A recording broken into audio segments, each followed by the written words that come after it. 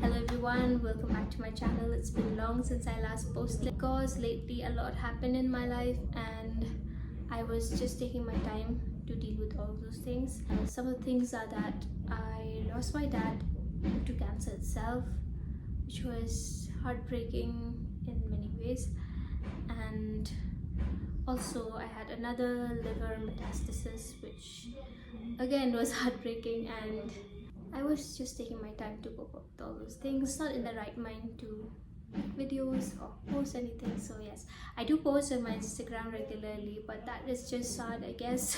It's not the truth. I actually was really upset and disheartened for the most of it. But I'm back because I already told you all about my childhood cancer. I've narrated all the story and everything that happened in between. So I feel that it's time that I start with my adulthood cancer journey. And from today's videos onwards, I will talk about my adulthood cancer, which is long. Okay, but before I dive into the cancer part of it, I want to talk about something that happened to me just before I was diagnosed with cancer and throughout my cancer journey. So it played a very important role in my cancer journey. Not a good role though, very bad role. It was like a villain of my story. I still hate that day that it happened. I remember that date so precisely because that is the time when my life changed and food became the biggest enemy of my life. And as a person who loves to eat and who loves to cook, that was the worst. And I've had multiple cancers, okay, but if I tell you that was the worst day of my life, believe me, it was. What happened was that I got something called parosmia. Now many of you may have not heard that before because for me it was really new as well. It was very new for the doctors in Shillong also. They didn't know, and I will talk about how they harassed me later, but before that I will tell you what parosmia is. Parosmia is a distorted sense of smell. Everything from food to garbage, everything smelled foul and putrid to me. They didn't even smell like they should smell. Like even the garbage did not smell like garbage. It smelled disgusting but something else. I cannot even begin to explain you how bad the smell was. Parosmia is caused due to various reasons like bacterial and viral infection, medication like chemo, or trauma. With COVID-19 still lingering around at that time, I might have gotten parosmia due to COVID itself. COVID causes parosmia as a late effect of it. For example, if you had COVID, you might get parosmia after 2 or 3 weeks since you were diagnosed. There are other smell-related problems that had happened due to COVID because it is an infection that affects our respiratory system, such as anosmia, which is a complete loss of smell. It is fairly common because many have had that during COVID. Then there is hyposmia. Hyposmia is a partial loss of smell and taste, which usually happens when we're sick or we have fever, nothing tastes good. So that is like an example of hyposmia. And then there is parosmia, where the sense of smell is compromised. Like for example, if you have to smell lavender, lavender will not smell like lavender. It will smell like something else and putrid. Like it's a smell of sewage mixed with a burnt smell. I cannot explain how the smell is. This happens because your olfactory nerve, which is situated here, is damaged due to infection or trauma. So the smell receptor cells in your nose cannot detect an odor, transmit them to your brain. So in simple words, the cells in your nose that detect smells confuses your brain. So your brain has a hard time to remember what that smell actually was like. In my case, I don't really know what caused parosmia in me because it could have been COVID. I may have had asymptomatic type of COVID and I didn't know about it, or it could have been my cancer because I've already had cancer before I was diagnosed, obviously, so the cells were like growing. It could be because of that, or it could be because of trauma. Now I feel it is trauma because the day before I got parosmia, that is 31st January 2022, on 30th January 2022, I had to go for a COVID test because it was needed from my workplace. When I went to the testing center, the person who did the test just poked me really hard and I felt the pain, and I was telling them that was paining, but then they was like, oh, it's nothing. And when I came home, I still had some pain around this area because they did it really hard. They say that the trauma can also cause parosmia, so I feel that that may have been the reason, because Exactly the next day, everything smelled disgusting. Now, how it all started. So on the 31st January morning, I was having my breakfast and it tasted really bad, and I thought that the noodles that I was having was like expired or something. And then the whole day I did not want to eat anything because I was not feeling well. So in the evening, my sister ordered something and I tried that. And that smelled disgusting too. I was thinking was something wrong with me, because at that time I was also having symptoms of cancer, like pain in my back and all of those things. So I thought it could be related to that. And then I told my sister that make me a lemonade or something, because I think I need something fresh. Let go of that feeling. And the moment I sipped the lemonade, because it had that black salt in it, was so bad that I rushed to the washroom and I threw up. Now, mind you, I did not throw up like a normal person. It was like those cartoon characters when they throw up. Everything came out of my system. It was that bad. Then I tried to eat fruits. Fruits were tasting normal. In Parosmia, you have some safe food that you can eat that doesn't smell. Sometimes these safe food changes, like the ones that were safe at the beginning, it will not be anymore. They'll start smelling later, and there's something that you couldn't bear the smell at the beginning, you might be able to eat that later. So it keeps on changing, like your brain is like confused. At that time, I could only eat fruits and ice cream initially. After that, my life was a living hell. It was so sad. It was so bad that I couldn't even enter the kitchen. And as a person who likes to cook all the time, and cooking is something that I love to do, but I couldn't even enter the kitchen. Even rice smelled bad. So my smell was actually heightened to next level. I could smell things from far distance, which was not a good thing because I had parosmia, so everything smelled bad from a far distance. I wasn't eating anything but fruit. So I lost like 5 kgs in 1 week, which was a lot. And I was taken 3 times to the emergency room because my condition became so bad, and I was also being tested for cancer at that time. So all the symptoms of cancer and parosmia was a lot for me to take in, physically and mentally. Now we'll talk about how the doctors harassed me.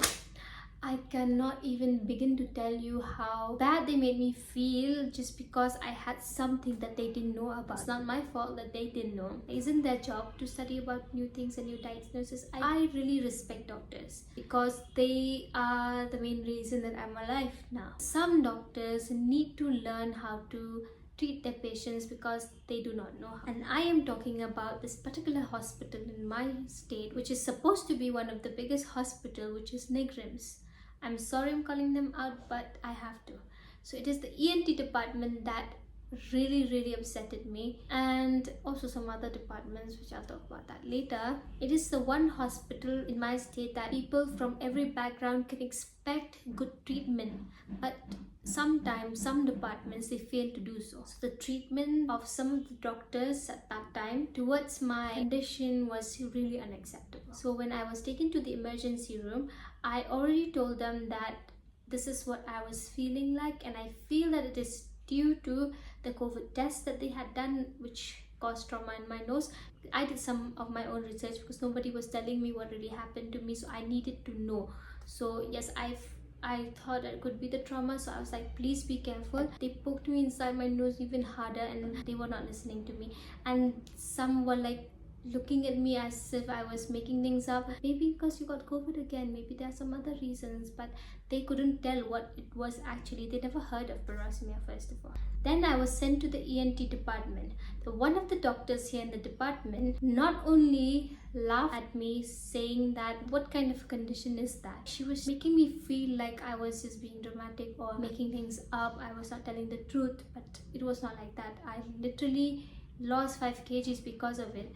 So there was clear indication that something really happened to me, but they were not listening. And one of the doctors not only laughed at me for that, she also was looking through my file, and I had a lot of other departments that I was seeing, that she told me that oh, you got a lot of problems. Like, miss, I do know that I have a lot of problems. I felt really embarrassed at that time. Like when she said that, I felt sick to my stomach, feeling like, oh my god, I'm such a pain for everyone, for my family, for the doctors also. They didn't have to tell me that in my face actually. Not only that, They even had the audacity to send me to the psychiatric department thinking that I was going crazy. I actually had parosmia and they didn't know what parosmia is. I also tried to tell them that maybe I have parosmia because I did my research from Google. Yes, I know I'm contradicting my own statement saying that you shouldn't Google, but at that time I had no other option. But you know, parosmia is so new that even Google have very less to no answers at all. Even in YouTube, when I searched people who had parosmia, everything was depressing because some had it for 2 years, some had it for 3 years, and it was never ending. No one had a video saying that it does get better, and that was very disheartening for me. I was thinking that, oh my god, what if this lasts forever? What if I couldn't eat forever? Parosmia actually has no cure or medication for it. The olfactory nerve, which is damaged, heals on its own over time, and the time that it takes to heal differs from person to person. Sometimes it heals within 6 months, sometimes it takes a year, sometimes it takes 3 years. It will happen on its own. For me, it lasted for 1 whole year. I was living on fruits and on cold things like ice cream, and the only thing that I could eat was a little heavy, which was sticky rice, which we get here locally called jashulia. I was living on that. That didn't sting, and it was kind of cold, so I could eat that, and I was living on those 3 things only. Just after a month of me getting parosmia, I was diagnosed with all the cancers. Not only breast cancer but my stomach cancer also, so it was a lot. So after I was diagnosed here, I was really tired of how they treated me with parosmia and all of those things, so I decided I don't want to do my treatment here because I didn't trust them anymore. So we traveled to Vellore. Vellore is where I got treated as a child as well, so I trusted this place more, so we went there and started our test and were meeting with the doctors. So while visiting all the other departments that I had to, like oncology department, ortho, surgery, and all of that, I also paid a visit to the ENT department there. And then when I told the doctor there what I was going through, a junior doctor, he immediately typed parosmia, and I was so relieved that somebody knows what I was going through and I was not actually going crazy. So I was finally relieved that I got my diagnosis. They made me do a olfactory test where I had to smell a bunch of things and tell them if they smell bad or good, something like that. Also, my PET CT scan had come by that time, so I didn't have any tumor around my brain or nasal area, which could not be the reason of parosmia, so yeah, that was cancelled out. But I did have cancer in all other parts, so yeah, that was not a good PET CT scan report either. It was a miserable time for me because I also had to start treatment. So while I was getting chemo, I couldn't eat anything. That is why I'm telling you, parosmia did play a part in my whole cancer journey, because I had to deal with it along with my cancer at the same time. But while I was doing my research, I did find one of this videos. This person, he had parosmia but he could still eat burgers and everything, and that really helped me a lot because I found out this was my savior throughout my parosmia journey. So these are these clips that swimmers use it to block their nose, I think so, underwater. And this works like this. You just take them, you clip them on your nose, and it blocks every smell possible so that you can eat something very light though. But even using these, I cannot eat something with strong aroma or proper food with spices and ingredients. I cannot eat that. Something very plain such as khichdi, soft porridge, that does not have much of a smell. I would eat things with this on, and then I would drink water after. I made sure I kept them 5 minutes more after I drank water, because that aftertaste still lingered around, and if you take it out instantly, then that aftertaste would make you wanna go throw up again. I bought a bunch of these things. There was a time when I just had one and that broke one day, and I had to eat my food because I had to go for my chemo. So what I did is I took a bunch of tape and I just taped my entire nose from here above. I taped it so hard, like everywhere. I just put so multiple of tape up till here, and then I ate my food, and then I drank water. And after that, I was crying, I was sobbing at that day because I felt so bad for myself. I cried every mealtime. Every single mealtime I had to cry because I felt so bad and pity for myself, thinking about why does everything bad has to happen to me. If I had cancer, why not just leave it there? I had to have parosmia also, and I had to be walking with crutch also. It's just so many things has to happen with me. I was so annoyed and frustrated. Another article that I saw was about smell training. So I did that too. Smell training is basically where you take a bunch of fragrances. I took 4. I took rose, eucalyptus, clove and lemon, and I smelled them religiously every night to kind of train my brain to learn the smell again. Somewhere in between I did leave it because I was so frustrated that it was not working, but then I again did it. So I think that really helped because I did that till the time I got my smell back, so maybe that helped too. So I did that very religiously and I used this. I still have a bunch of these in almost every bag of mine because I'm scared, so I always carry. I learned all of these things from Google and YouTube. Okay, I know that I am against searching your symptoms and everything in Google, but that is only for cancer or for something big or something that you should go to see your doctor. But I did go see my doctors here and they did not give me an answer, so I was really frustrated. So that is the reason why I tried to find my solution in Google, and it did come very handy for me. So yeah, it helped me a lot. In between, some smells would just come back out of nowhere and go bad again. So what happened this one day was that I had gone for my appointments with my mom, and we had to go to the hospital canteen because she did not have her breakfast. So yeah, I was just sitting there with my nose clipped staring at her when she ordered dosa. I know she felt miserable to eat in front of me, and very guilty as well because I was not eating. I was only staring at her. The only thing I would eat in the morning is maybe 2 biscuits or something like that. I couldn't eat anything. So yeah, so she was eating, and something in my head told me that take off your nose clip and try to smell the sambar, and I did.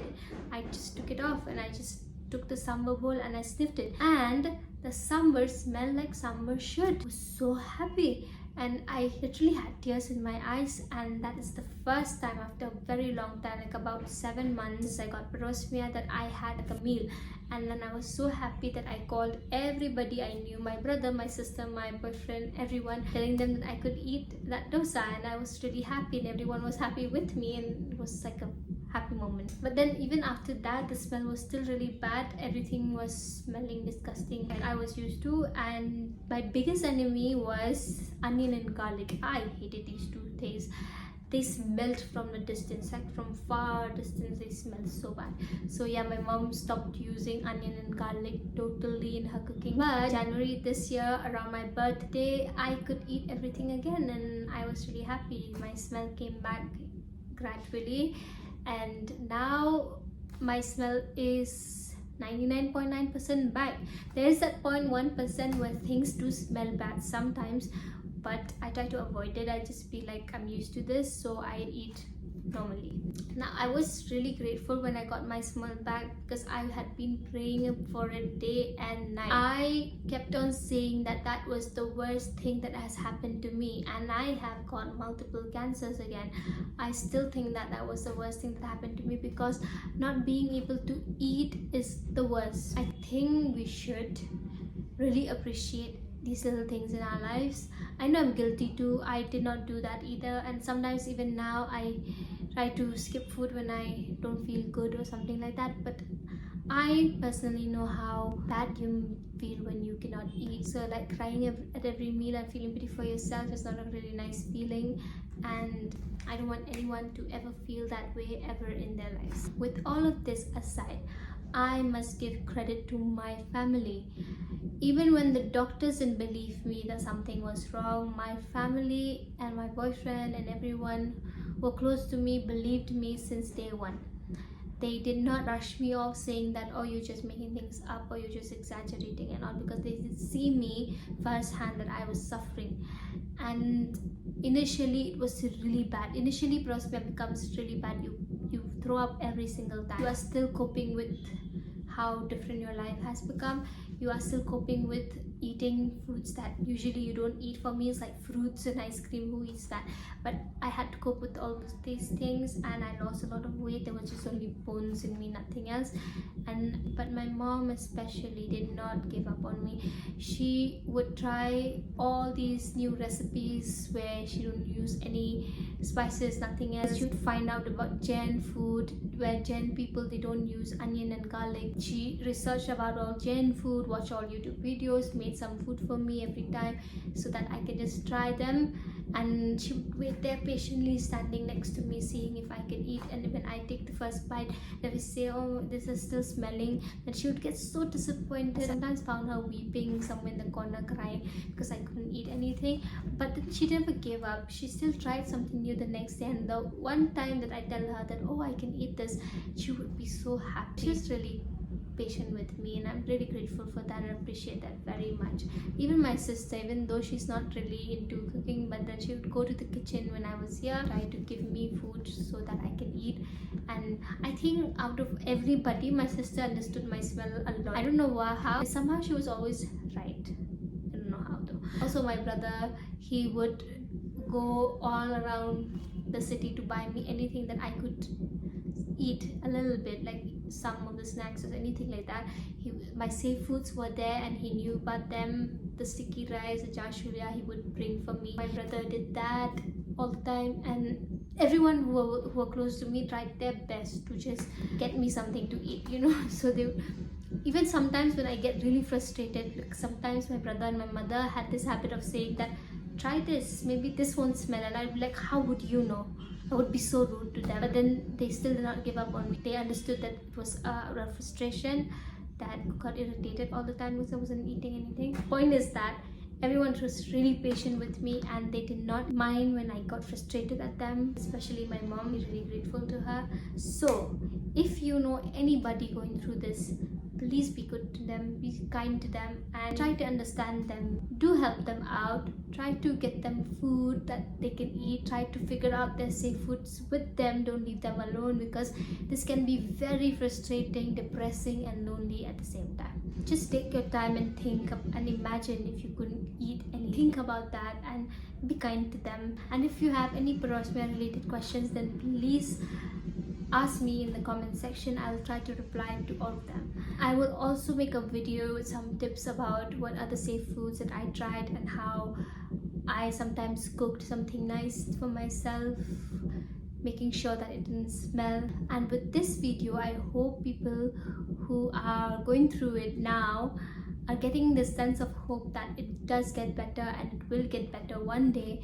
You just have to wait and be patient. And I know it's not easy to be patient, because I myself wasn't patient at all, and it can be really frustrating, which is okay. You can be frustrated because obviously food is life. If someone takes away your life from you, then it can be really hard to adjust with it, to cope up with it. So I will say that take your time, do all the smell training if you can, buy all those essential oils, and if you are someone who needs it, then please comment me. I will send you my essential oils that I'm not using them anymore, so you can use that for your smell training as well. I will help as much as I can, because I know how hard it is. Yeah, that was all about my parosmia. From my next video, we'll only talk about the cancer part of my journey.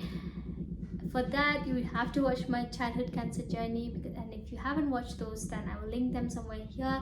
You'll get to know more how it started and then where it is now. So if you want to know more about me, then do subscribe to my channel and join me on this journey. Let's empower each other to overcome any obstacles and live our best lives while we can. Thank you so much for watching. I will see you in the next video. Bye.